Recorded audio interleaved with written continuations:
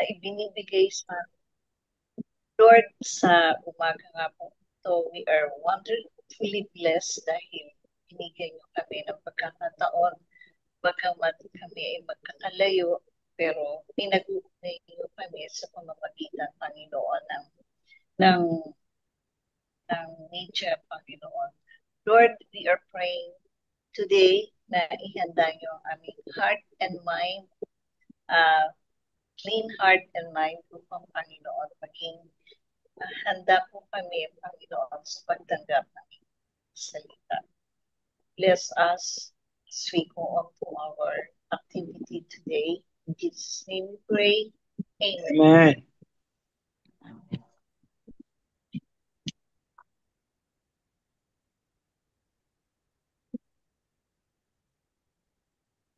Sige. Si Brother John nating speaker ngayon, magro-rotation tayo, ano natin schedule ang Kaya muna Hindi ka bago tayo makakanta. yung mga project natin na hopefully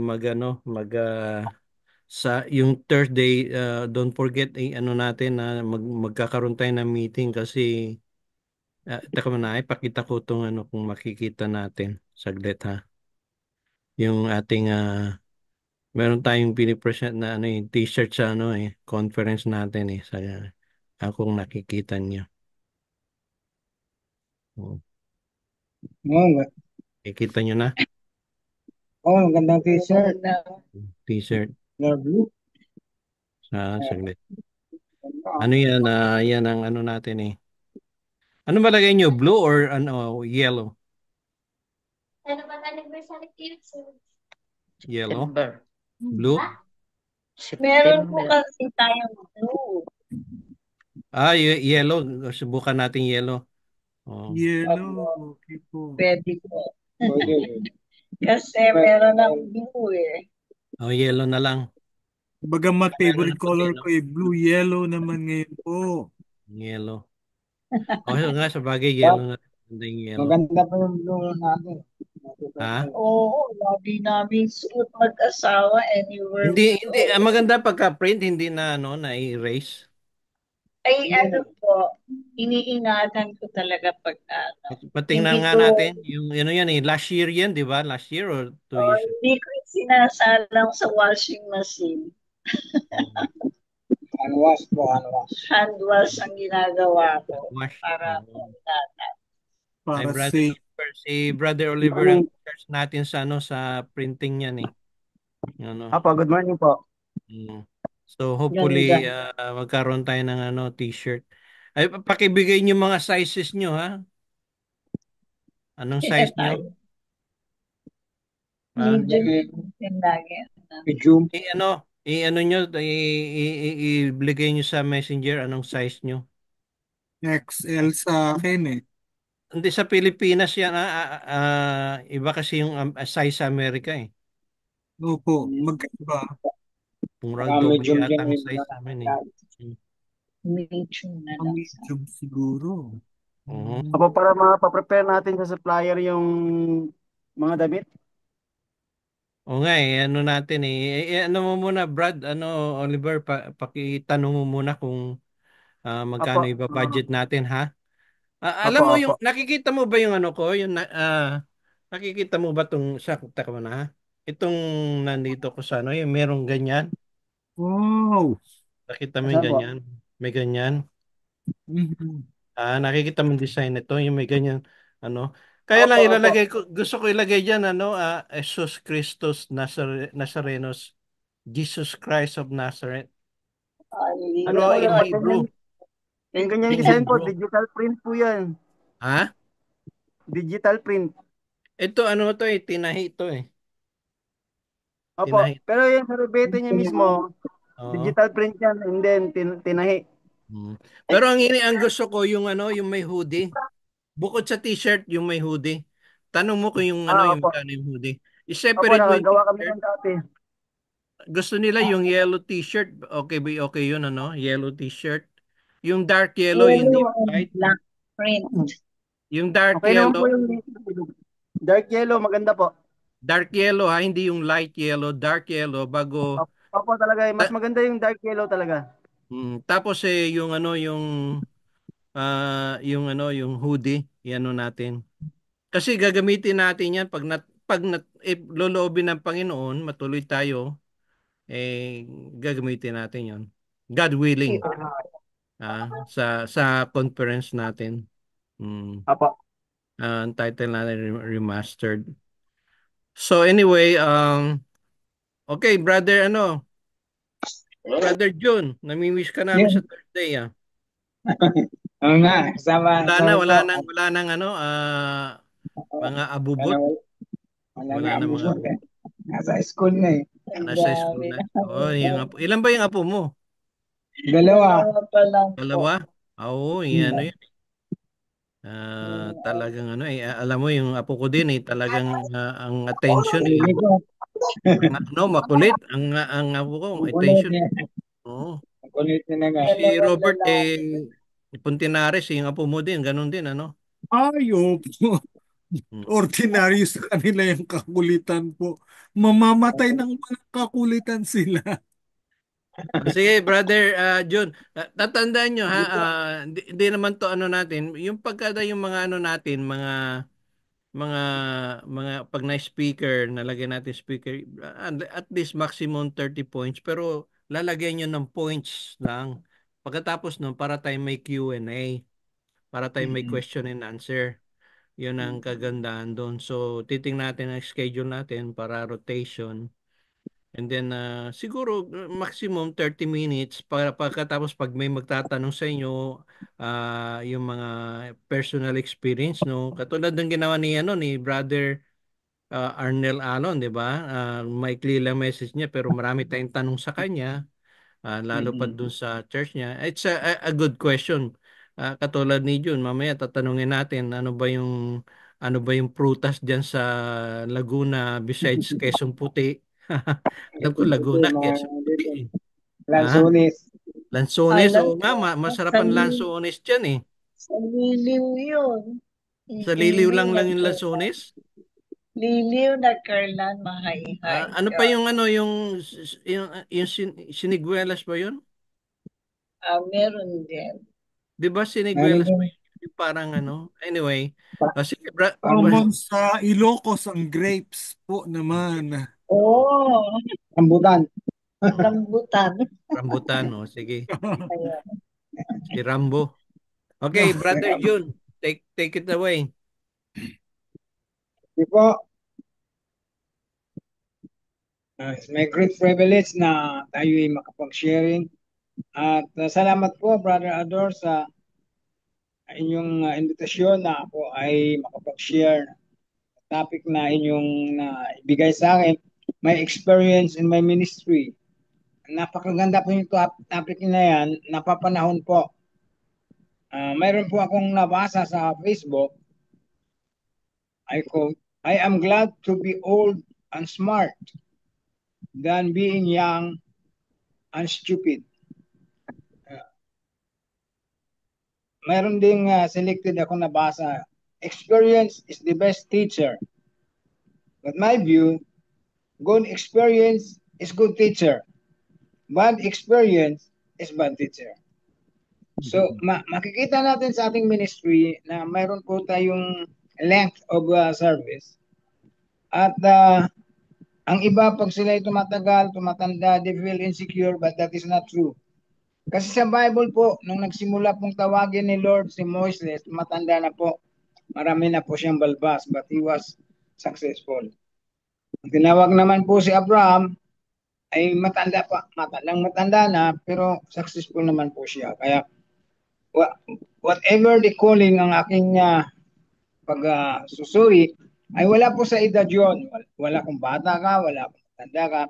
Ang mahalaga po na we will do our best until the end of our ministry.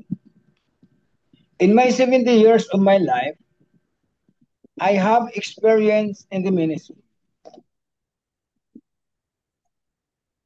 What is my experience in my ministry?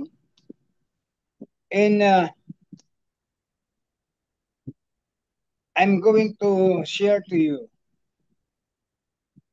Number one, experience, according to Google, is experience is a practical contact with an observation of facts and events. Mayroon talagang experience ng tao because we are religious people, so our experience is inclined to religious events. Common saying nga po, experience is the best teacher, and magkaroon ka ng awards sa ministry. Hindi lamang sa heaven. Dito sa ating digdig, mayroong mga binibigyan ng awards like Mr. Hell, who was given the most valued servant in the United States of America dahil kinikilala ang kanyang pagiging missionary. Nang pumunta sa Pilipinas, dito nagiging missionary hanggang namatay. At dito na rin siya inilibig. And that is a good award to the ministry. Even the politician, ay mayroon din silang tinatawag na award in their own rights, in their own ministry, political sense. For example, si President Era. Si President Era po ay ginawara ng doctorate degree. Hindi po siya graduate ng college. Sabi nga po ni Dunya Maria Mary Marcelo Viuda de Hercito, mami niya, ano ka ba, Irap? Hindi ka na nakagraduate sa college, hindi ka pa nakagraduate sa Malacanang. Kasi po na-codita po siya. Then the ministry will have some jokes para hindi tayo serious masyado. So, ministry is not only based in our educational attainment, but ministry is based in our faithfulness to the Lord. Number two, what is experience in my ministry? About my ministry. Dahil yun po ang ina-assign sa akin ni Brother Ador, and I'm happy and glad to share to you. Of course, with also Brother Anthony, all the staff there. Ministry is come from the Greek word, diakonia. Hindi po diakonisa, kundi diakonia. Active service done with a willing, voluntary attitude. I have an example. I was in Thailand. Nakita ko si Brother Bobby Cabaltia, isang good missionary from the Philippines. And I told him, I asked him what is his business in Thailand. Sabi niya, Pastor, ako po ay volunteer missionary to Thailand in Miso area. So ministry is sometimes voluntary. But ministry also is not voluntary. Kasi doon nakita ko si Brother Marhelio de los Santos, isang missionary in Chiang Mai, Thailand. I was with him in his church and shared the words of God. Tinatranslate naman po niya sa Thai. And he was supported for the Pan-American mission. Pareho lang din yun. Whether you are pro bono, whether you are supported, doesn't matter in the eyes of God. The most important that we are serving the Lord with all our hearts, with all our trustworthiness in the ministry. Ministry means the spirit-empowered service. Magkaroon ng saysay ang ministry when we are living a spiritual life. Kailangan tayo'y mayroong empowerment ng Holy Spirit. I believe Holy Spirit is not a franchise of a Pentecostal. Holy Spirit is God. And as Holy Spirit is God, the third of the Trinity, He is powerful not only to this exclusive events.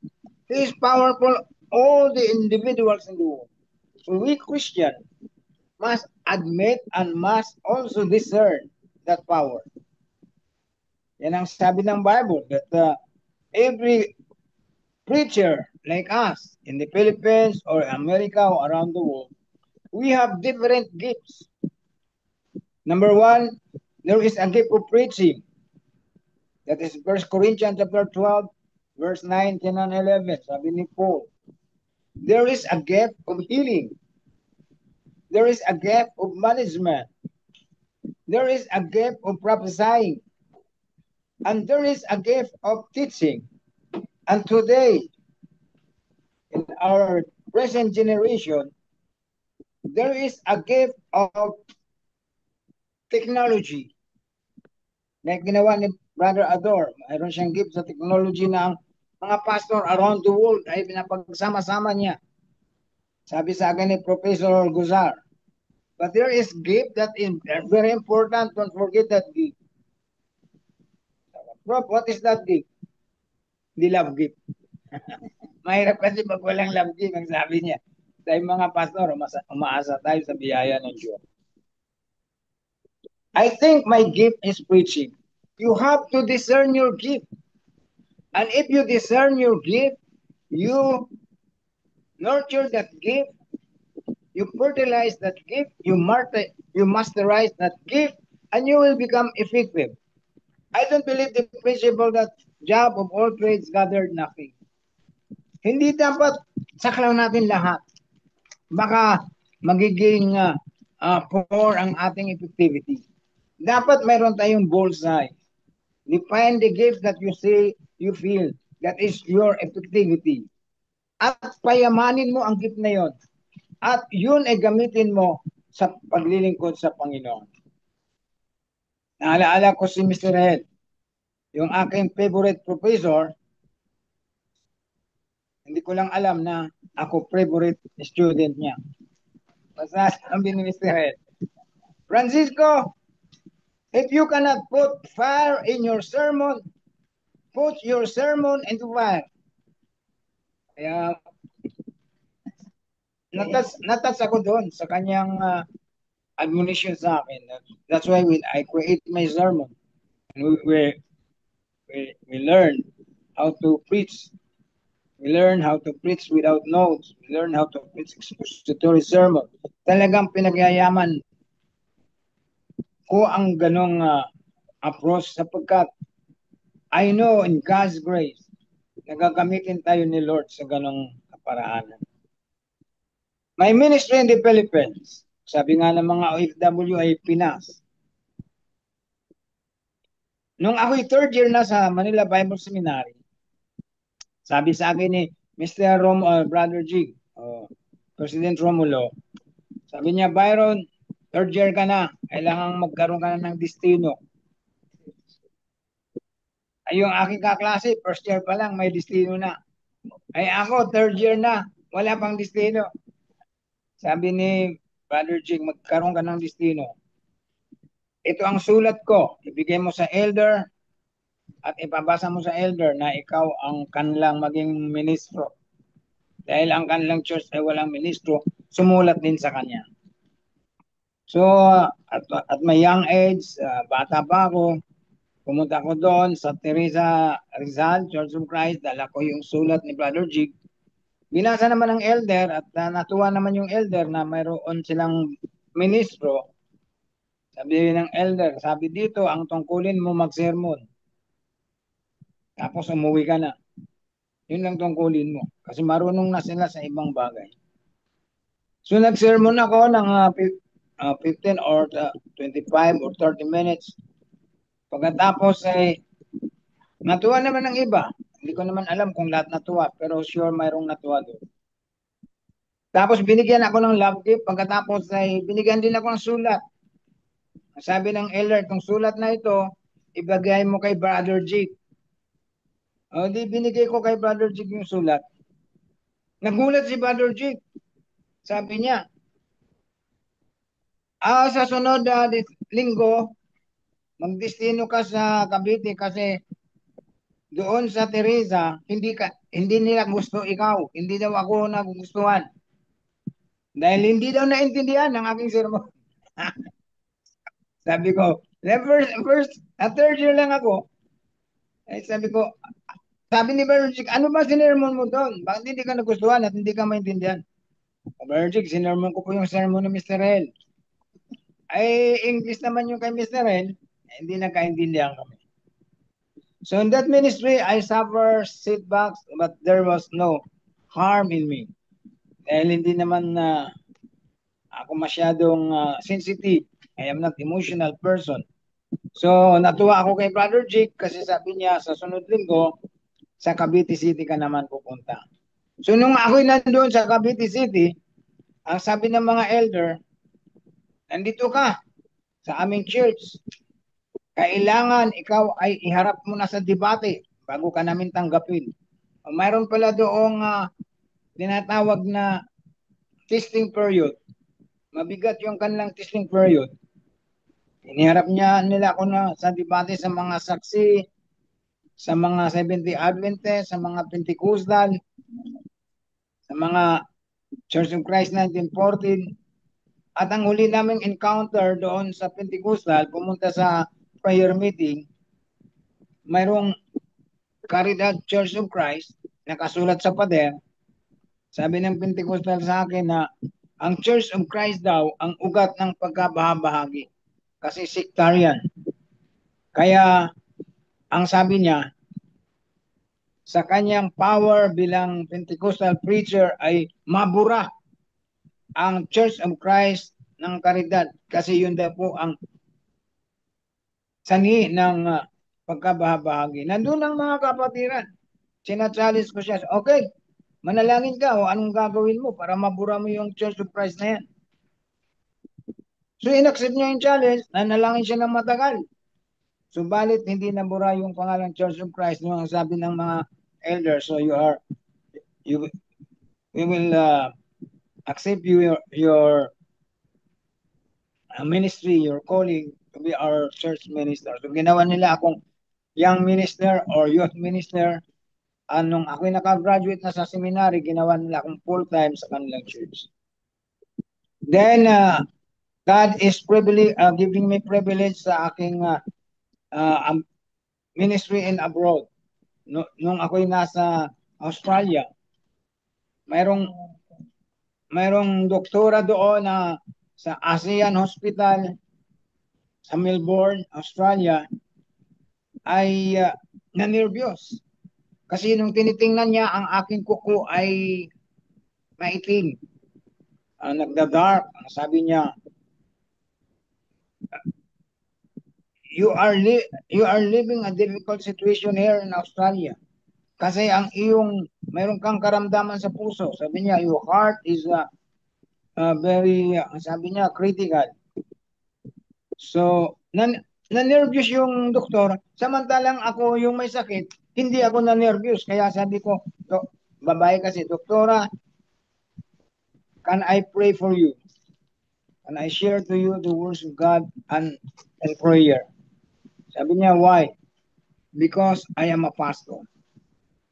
So, and that ministry, maski ako napunta sa ibang lugar, sa ibang bansa, hindi ako na-nervous o hindi ako nagkaroon ng insecurity or superiority.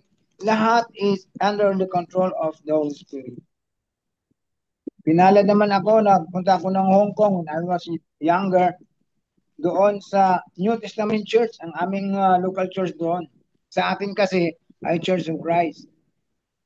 Ang doon sa Hong Kong, ang kanilang church ay New Testament Church. At yun po ay Church of Christ din kasi yun po ay missionary ng Cincinnati.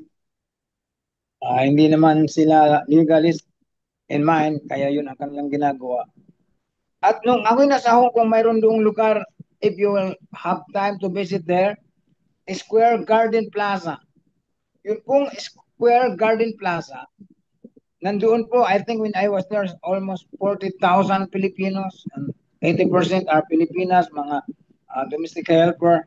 Nagsama-sama sila doon. Din pumunta kami, mga missionary, at doon ako nag-preach. After a few minutes of preaching, may lumapit sa akin, Pastor, pareho tayong Church of Christ.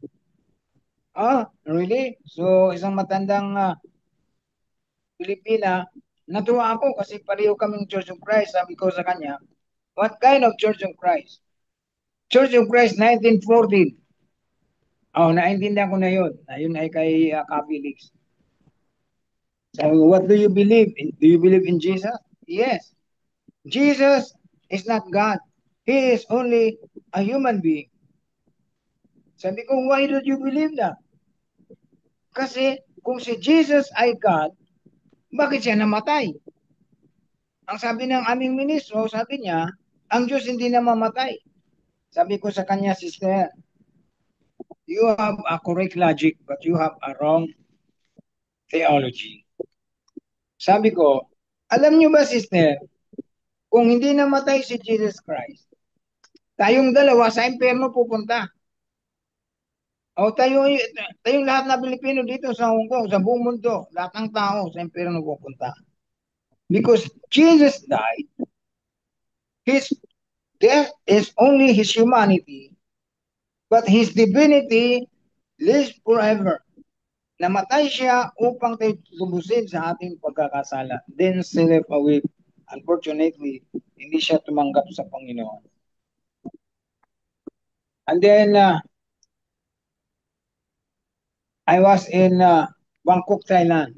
Nandun ang misis ko, mayroon siyang nirent na townhouse. Doon ako nagstay at tapos invite ako mag-preach sa city international church. Nandun ang puti, nandun ang itim, nandun ang Pilipino, nandun ang Thai. Sabi ng director, Pastor June, can you preach for us? Of course. Kaya ako pumunta dito para mangangaral ng Ebanghelyo. Tapos na-introduce ako ng MC, sabi ng MC, bumulong sa akin, Pastor, do not say bad words to our king. Kasi sa Thailand ay ang pinuno nila king. Hindi kamukha sa atin, president. Sa Amerika, president. Pero sa kanila, king. And on that time, ang king ay si King Bhumibol, hindi pa yung anak niya, the oldest and the most brilliant king in Thailand. Bulong sa akin ng MC, Pastor, if you preach in our country, do not preach against our king. So, tumayo ako, talumpati ako, ang sabi ko, Jesus Christ is the King of Kings. Yun ang sinabi ko sa mga tao doon. Dahil yun ang alam kong King. Jesus Christ is the King of Kings. Hindi naman ako pinahuli ng guard, hindi naman ako sinaktan, pero na-appreciate naman nila kasi open na ang mga tao doon sa Christianity. Now back to Laguna, because my time is short, current ministry ko particularly, sabi ni Brother Ador, more in Laguna. Nung nandito ako sa Laguna, ang aming resident ay sa Santa Cruz.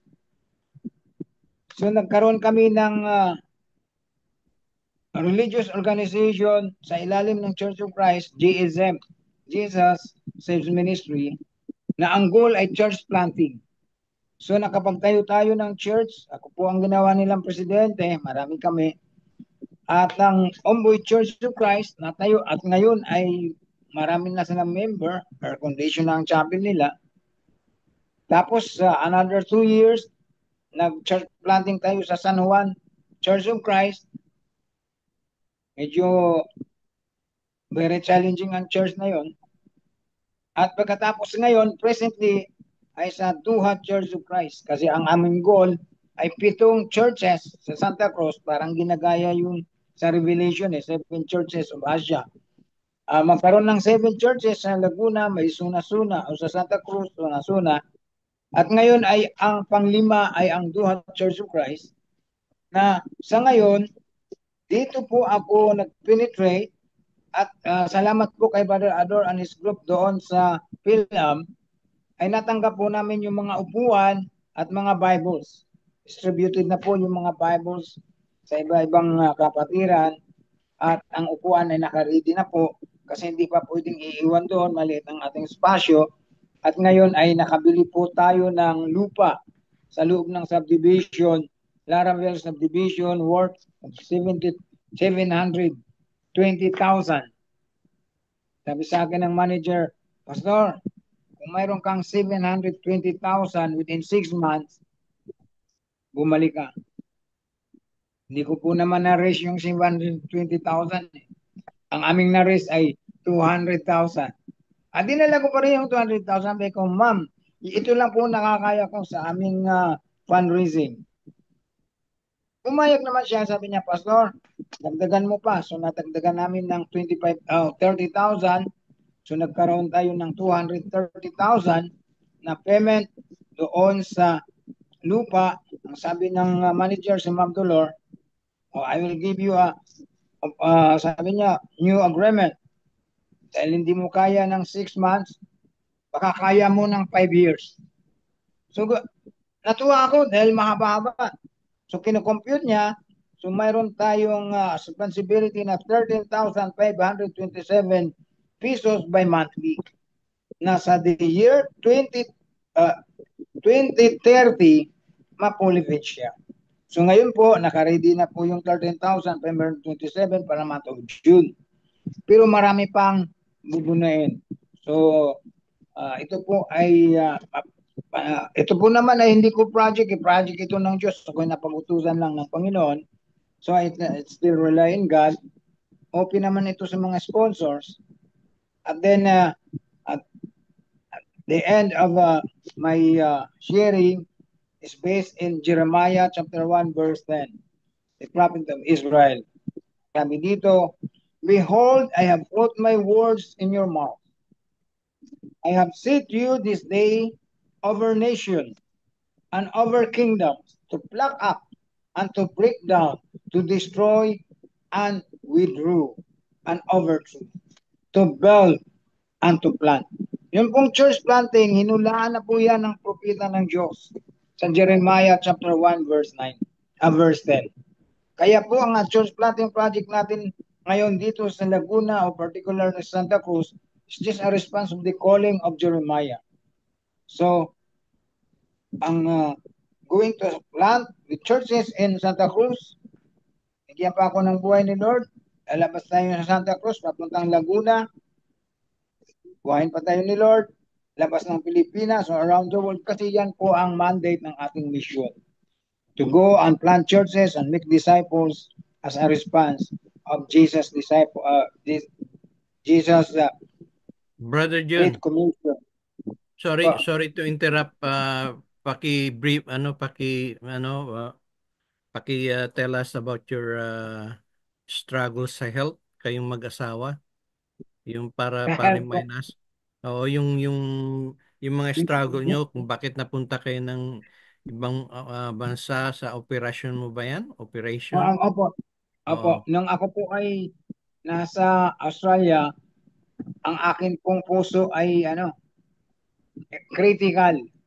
Ang sabi ng doktor, your ordinary heart is according to them is 20 centimeters.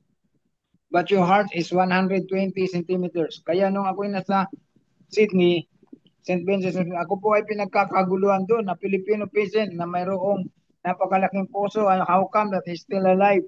So nandun maraming doktor, may Indian, may Chinese, may Japanese, at may mga nurses, students, and doctors, pinag-experimentuhan yung aking case. Pero ang sabi ng mga doktor, sa kanilang hospital, only 2% ang namamatay. 98% ay naitatawid nila.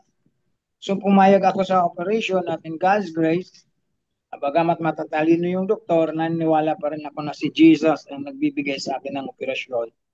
Si Jesus ang nagbibigay sa akin ng second life kasi gagamitin pa ako ni Lord sa aking ministry. Yung Sister Juliet din po, mayroon din pong tungkol po sa kanyang health. So far, ang aking health ngayon ay stable, mayroon po akong maintenance. Nilisin po naman yun sa akin. Kasi as a teacher, nung umuwi ako sa Pilipinas, I received, nung galing sa Thailand, naka-receive ako ng advice from DepEd. So at the age of 59, pinabalik pa nila ako. Naging challenge yun sa akin. Dahil sabi nila, you need not to go back to Thailand. Dito ka na mag-work. Sabi gano'n. Kasi sabi nila mahirap mag-apply. Pero eto, may advice ako. So, tinanggap ko. Siyempre, from Thailand, medyo easier ang ano namin as a teacher. Pagdating dito, iba. Pero okay lang, first 2 years kong pagbalik. Kasi 2 subjects lang ako as a special teacher. Pero nung nag-pandemic, ngayon, as a teacher, nabigyan ako ng advisory class. Lahat pinag-aralan ko on how to do it. Dahil mabigat eh. Lahat kasi ng special teachers, binigyan ng advisory. So, siguro sa sobrang tutok ko sa work, ayun, na-experience ko yung aneurysm. For the very first time na sumakit ang ulo ko, I didn't know anything. Sabi ng anak ko, buti na lang yung anak ko, talagang prepared talaga ng Lord. Noong time na yun, nasa Cardinal Santos yung aking youngest as a nurse. Sabi niya, dun sa kuya niya, kuya, dalhin mo dito si mami. Medyo ano yun, dahil napakamahal ng Cardinal Santos. Pero pinabit-bit niya ako doon. My son himself drive me to the hospital. Ang sabi nung anak ko, 72 hours, more than 72 hours, disoriented ako. Yun ang pagkaano niya. Tapos, talagang I didn't know anything. Gano'n na nangyari. Wala talaga akong alam. And even after pagkagaling ko sa ospital, I didn't know na na-hospital ako, na-operahan. Then my youngest daughter, sabi niya, more than 72 hours. More than a millions. Parang nag-2 millions ang ano ng bill ng ano. Medyo mabigat mabigat talaga. Pero ang sabi ng doktor ko, it's a miracle. Kasi sabi nila, ang dami naming pasyente. Pagdating pa lang sa ospital, marami ng cases dead on arrival. Then, meron nakaka-survive. Ang sabi nga nila, andun sila sa stage ng survival, pero para silang lantang gulay after ng operation. Pero eto, I was strengthened talaga ni Lord na even pagka-hospital ko, even my principal, sabi niya, balik ka sa pagtuturo. Yun lang, di ko na lang tinanggap. Kami magkasama ng Brother June anywhere we go. Kasi as a teacher, you cannot really do that. Eto, sabi ko, that is God's way para iwanan ko ang pagtuturo. That's why, kahit saan siya pumunta, kasama niya ako. Pero, yun nga, ibinalik ako ni Lord sa first love ko na ministry. Kasi nung simula naman talaga ako nag-MBS, halos ang focus ko sa ministry. Pero, nung nagturo ako as public school teacher, you cannot do it. Dahil yun lang, only during Sundays, kung kailangan akong tumugtog, ganun. Pero, nung ako ay nakapag-retire, hindi niya ako na pinayagan ni Lord na bumalik sa pagtuturo. Magkasama na kami. Mas andun ang joy na magkasama kami. Hindi ko siya mapabayaan na mag-isa din siya. Amen. Amen. Thank Maganda, you maganda po. yung ano. Amen. Maganda nga istorya nila tulad nung ito nga ministry natin na kahit konti nakakatulong, nabanggit ni Brother June yung sa Cheers tsaka sa mga na natulong Bibles. Kasama din sila Brother David Cahudo at tsaka si Brother Tony Malyari, yung mga nandito sa sa US katulad ni Brother Charles, sa abot naming makakaya. So paki-pray na lang ang health. Kailangan natin maging healthy continuously para yung pagtulong continue rin sa abot na makakaya. Hindi naman kami mayaman dito, pero ang pag-ibig namin sa inyo ay yan ang nagpapalakas sa atin. Tama po ba? I-pray natin ang recovery ng mga kapatid natin na na ano, hopefully in the future makatulong tayo sa mga kapatiran natin. Continue to pray. So yeah, palagay ko yun ang purpose kay Brother June at saka Sister Juliet you know, na i-extend ko yung life nyo sa ang kapalit ay maging faithful kayo hanggang sa ano, 'di ba? May mga pangako ang Diyos eh. Tsaka walang imposible sa Diyos eh. Pag nangako ang Diyos, hindi yan mapapako. Pag ang tao ay nangako, ay siguradong minsan napo-frustrated kayo. It doesn't matter kung kamag-anak nyo or friends or ano. Yan ay walang assurance. Pero pag si Jesus nangako, okay. Let's make a deal. Yung covenant. Pag nakipag-covenant ka sa Lord, Brother Dave. Meron lang akong sasabihin kay Brother June. Ang personality nyo halos pareho kay sister sa misis niya. Mm. Ang posibleng edad nyo ay lalampas pa kayo ng 90 Wow. sa personality nyo. Kasi Hindi po. kasi hindi nalalagas yung buhok nyo. Yung mga nalalagas ang buhok katulad ni Bato, ay mga 70 or 80 lang yan, mga 80 or less. Delikado Kasi na pala mahilig sila kami sa mga maalat. nakakalbo. Mahilig siya sa maalat. Kaya yung puso o saka yung kidney ang tinatamaan. Delikado na kayo pala sa ako, matamis. 70 lang ako Kaya mahilig kayo sa matamis. Katulad ko, mahilig din sa matamis. Pero ngayon, binabawasan ko na at the age of 66, wala naman akong diabetes. Saka nagpapakagat ako sa lamok para sipsipin yung blood sugar. Gusto nila yun. Panghimagas nila yun eh. Hindi po pwede yung lamok sa Pilipinas. Hindi lang malaria ang abutin mo, pati Dito malinis. Ang mga lamok dito may green card, kaya malinis. Saka yung mga lamok dito, lalaki. Hindi, para po hindi kayo kagatin ng lamok, umanid po kayo sa Iglesia ni Cristo.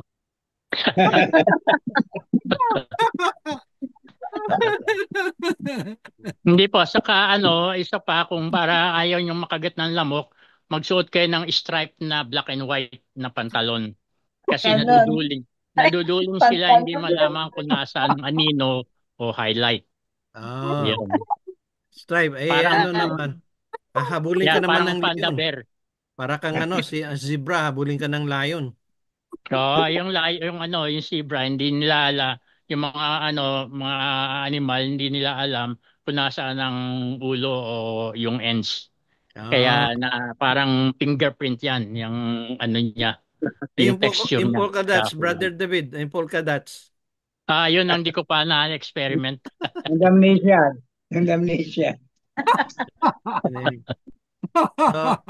Thank you, Brother David. Brother June. Meron kayong tanong kay Brother June?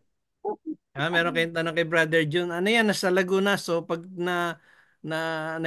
tayo, maka-chance, daan tayo sa Laguna, kontakin lang natin yung mga Byron. Saan ho kayo sa Laguna? Sa Santa Cruz po. Santa Cruz. Andito Sa po Kapitolyo. sa San Jose, sa Bagong Bayan. Taga ron yung nanay ko sa Rizal. Malapit nagkarlan. Malamig doon. Malamig sa Rizal. Malamig. Sino pa mga kamag-anak niyo, Brother David, doon? Puro Carpena. Ay, Yeah. sa tabi po ng chapel yun ng Church of Christ sa Rizal. Kasama po namin sila noon. Saka mga Orillasa, kamag-anak namin sa pinsan. San Pablo yun, San Pablo. Opo. San Pablo. Mga nakakasama po namin sila. Si Kuya Ruben. Saka si Ate Minda. Ay, medyo na po sila. Mahina na po. Okay, so magano tayo? Nag-aalaga. Sister June, Sister Juliet, thank you. Sa Thursday, planning natin na maka-chance kayo. Yung planning natin sa medyo naging Very Tacloban busy po or talaga sa kami nitong nakaraan. yung conference natin doon. Medyo nire-ready na sister. Wala na sister Terry? Ha? At natulog na? Nag-breakfast ka na? Ha? Ayun. Ngayon pala, nagbe-breakfast. Sister Terry, anong balita na ni Brother Junjun? Ay, yung na, 3 chemo na lang, 3. Tatlo na lang. Then Oo. Tapos magiging ibabalik na yung pagtain na ng normal, ibabalik yung niya. okay, okay. Idudugtong yung niya, Yung intestine niya, tapos normal na ang pagtain niya, sabi ng doktor. i-pray natin continuous kasi alam mo mabuti nga yung modern yung medicine ngayon parang yung surgery parang napaka-easy na nila kasi based on years of experiences nila, 'di ba? Yung mga experience nila talagang magandang kahit sa Regarding sa Pilipinas. Brad, sa natin sa Tacloban, yung conference, sinabi nila Brad Tuto at Brad Tito na mo yung sa kanila yung platform mo, yung talaga ang program Yung mo ang kukontakin ko sila pag ready na sabihin mo. We're in the process pa kasi nasa para ang mga members mapagsabihan. si kukontakin ko si si pangalan nito si Christopher. Christopher. Oo, i-inform ko siya kasi siya ang active Tsaka sila Randy. Sila ang active hindi ko pa Lapas nakikita. din. Hindi ko pa nakikita sila sila Ramos Mahirap makipag-contact pag hindi mo nakikita Ipapa-inform ko na lang sila sa kay brother. Mag-text ka na raw, ka na lang daw, i-message. So anyway, Yeah. na lang yung i-pray natin So meron kayong mga iba pang tanong kay Brother June. Brother June, God Yes, bless sir. Thank you, Brother David. Meron kayong mga schedule sa July, no? July ba yun sa iyo, Brother David? Akin, yeah. Pagandaan nyo ang nasa March 16. Oh, maganda. March 16. March 16, yung Great Commission. Ganda ng And ang ganda ng background mo diyan para kasi si pangalan nito. Yung buhok mo para kasi no. Sino ba to? Richard Gere. Ha? Richard Richard Gere. Gere. Ano yan? Para Lemon kasi yan, lemon. si Charles ganun din ang buhok Richard Gere. Oh, si Richard Gere. Yan, parang si Tapos ito naman, Apple naman yan. Apple Pinalabo ko Pinalabo. background. parang si Brother Chabarria ng Rosada. Ganyan ang buhok. Yeah. Ay mga nakakatakot yung mga walang buhok, delikado pala na. Delikado kasi ang personality ng nalagas ang buhok ay earth and fire ang nila. Fire and water ang science element nila. Mahilig sila sa maanghang. Yung maanghang sa maalat. Ang sa akin fire nasunog pati buhok. Brother John? Sino pa hindi natin naririnig diyan? Si Brother Mike para na din si Richard Gere, Mike? Brother Mike? Hindi, ang isa sa mga secret ng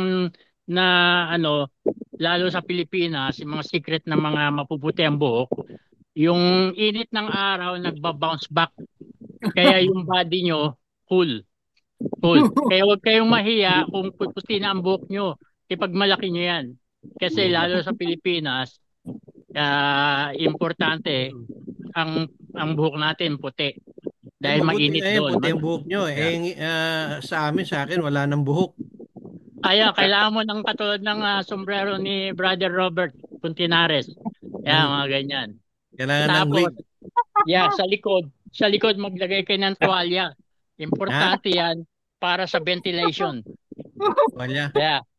Hindi masama. Nakikita niyo yung mga bata, may mga tuwalya sa likod. Yun ang Lagyan na lang lesson na ano, makukuha nyo sa bata. portable electric fan. Yan, ano, Oo. Oo. At saka kung cellphone maaari, katulad sa mga taga-Saudi, naka-long sleeve sila na puti, puti din yung pantalon, dapat puti rin ang sapatos para Ah, yung init ng araw tumalbog. yan, pa- doktor. parang Para pamburol na magkakaroon yun ah. Parang pamburol na yun ah. Tuloy-tuloy na yon. Ano, Brother John?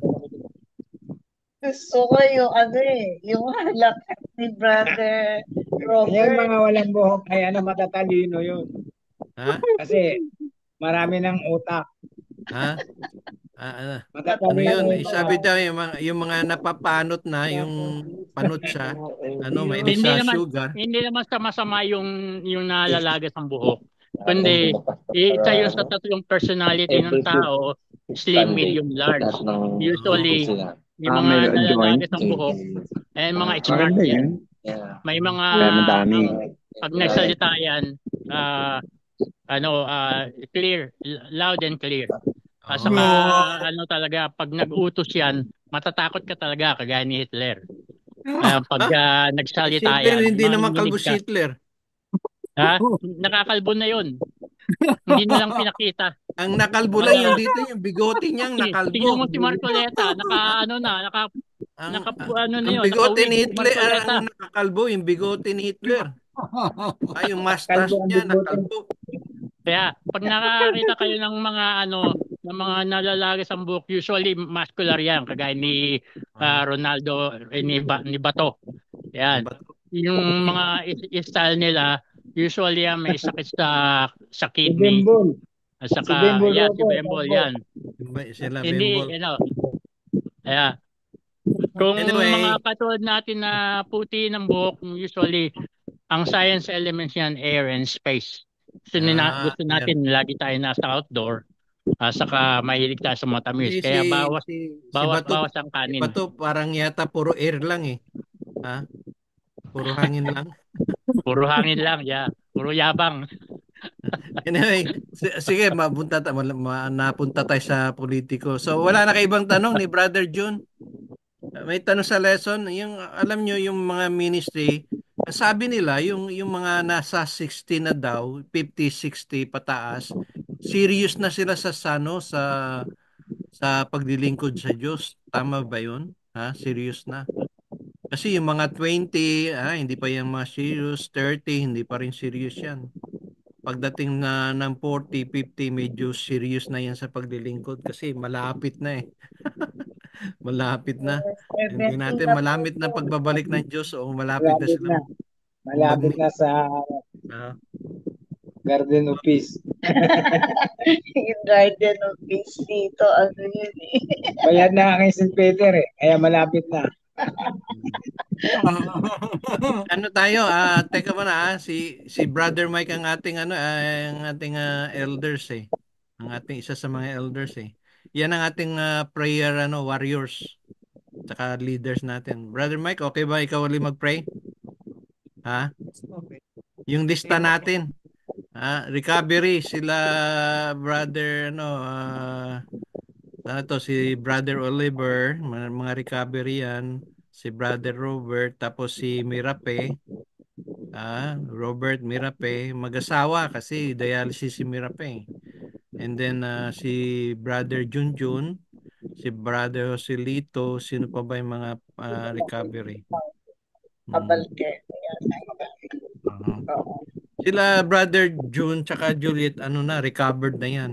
Maintenance na lang, kailangan nyo. Maintenance. Maintenance. Avoid na yung mga salt. Wala, pag pumunta kami sa inyo dyan, wala nang lechon, kapatid. Panayis ka. Ano na lang? Gulay na, gulay. Gulay. Panayis ka, karne. Isdang karne. Isda. I-mix na lang. So, Kasama po prayer, yung pong aking anak, yung si Attorney Jairus. Naghahanap po, meron po siyang office ngayon parang nagpa-practice po siya ng ano, yung kanyang law, naging start na po siya. Mm, Mga nakasalang pa yung kanyang mga papel yeah. So, para makapagsimula na po talaga. si attorney, sana ang isa din prayer natin na maging impluwensya sa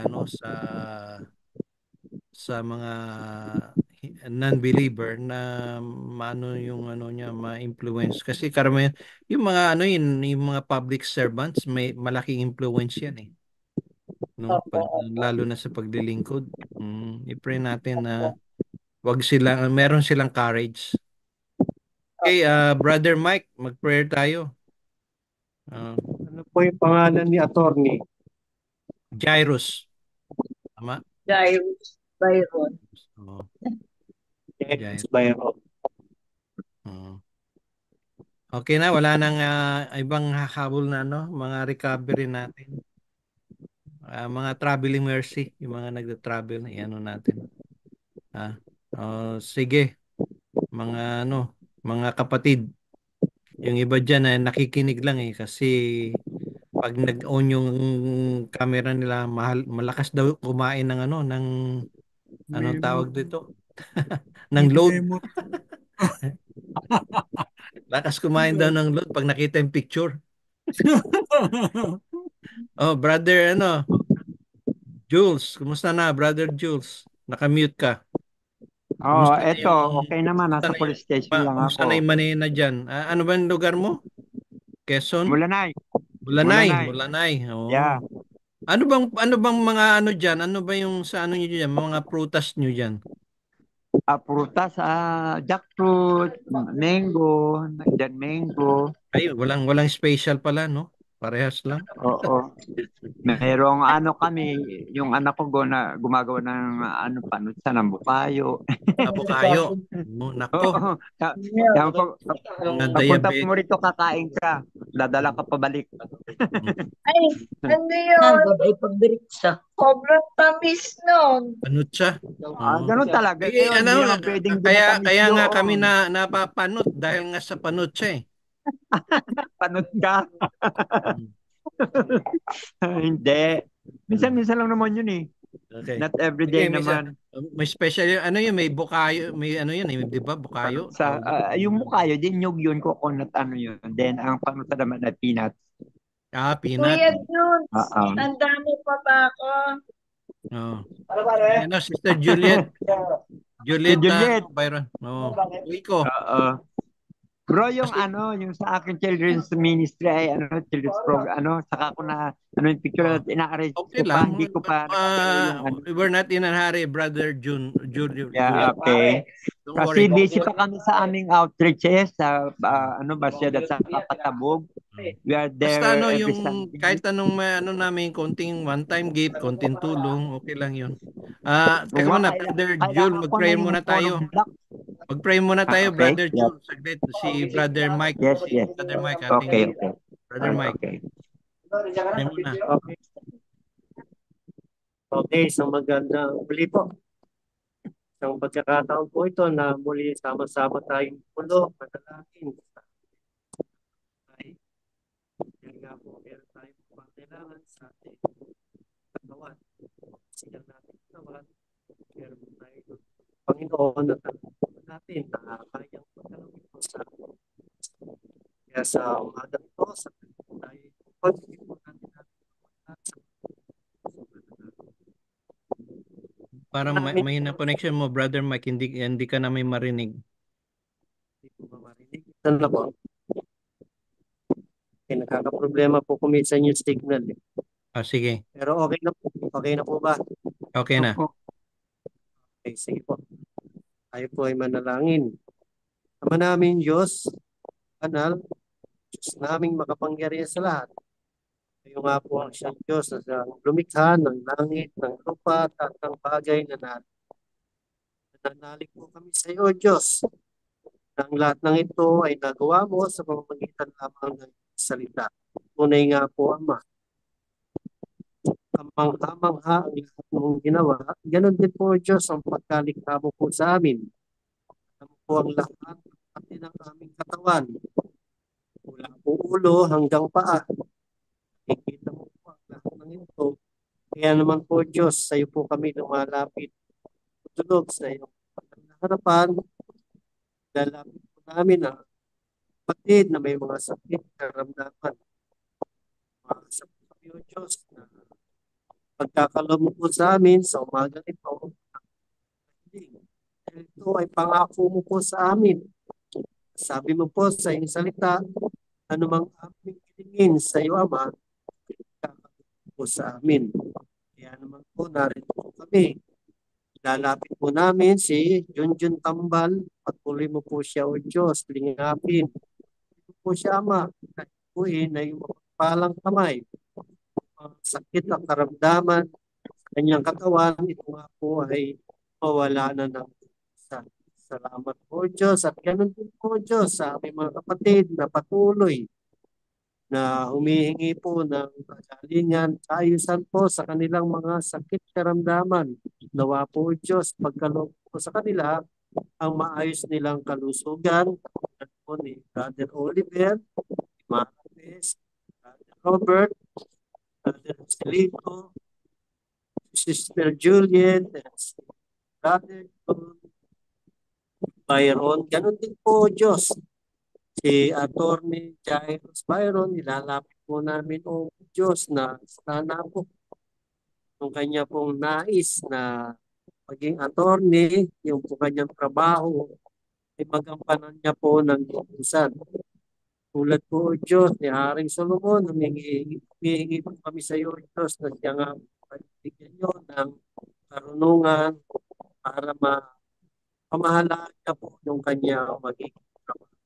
Salamat po, Diyos, at sa amin po mga kapatid na patuloy na umaasa sa kagalingan ng pagkakaloob. Salamat po, Diyos. Salamat po, Ama.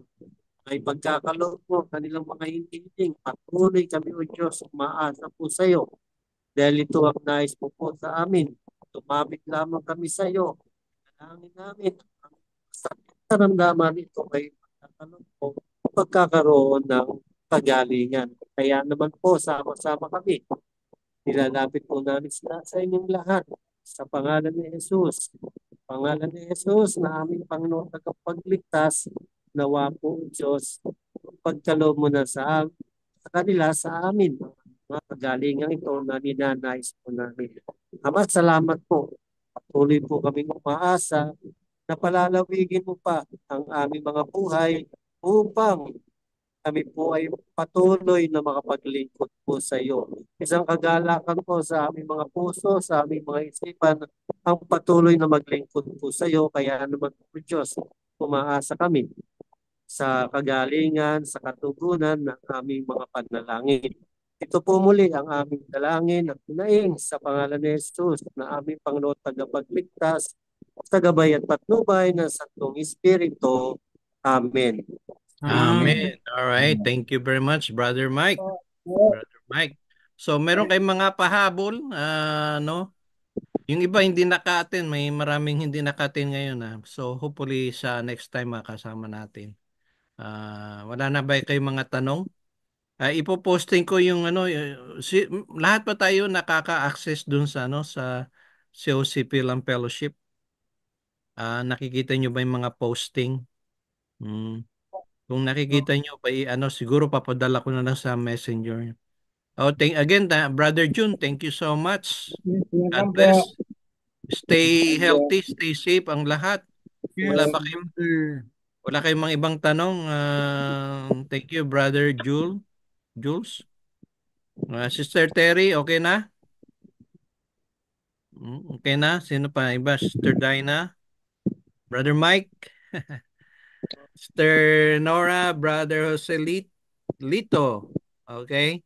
We'll see you next time. Ipoposting ko yung mga speaker natin. Kung wala na, we'll see you, ha?